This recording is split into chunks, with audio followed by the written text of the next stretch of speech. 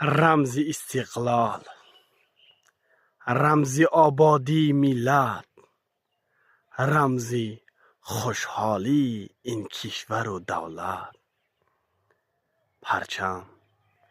پرچم مقدسات کشور وقتی الوانج میزند، ما جوانان نیروی سازنده قوه تمام نشونده ای را سزاوار می شویم.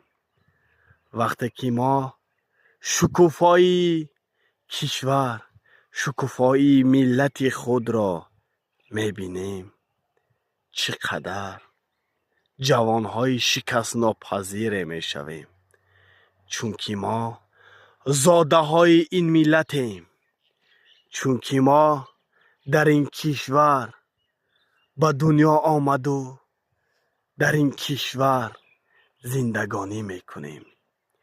شکرانه استقلال و آبادی این کشور، این دیار، این میهن میکنیم.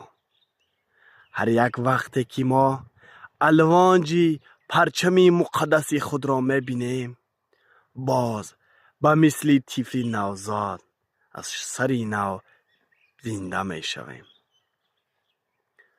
برای همین ما را جوانان تاجیکستان شکست ناپذیر میگویند.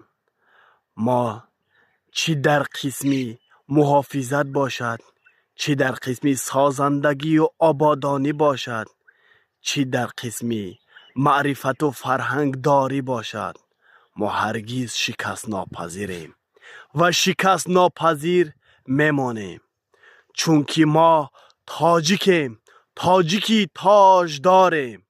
همه وقت به مثلی که جناب عالی در یک سخن و پیامهایش قید کرده میگذارد، جوانان آینده ملتند، تاجیکستان به پیش، به پیش، به پیش.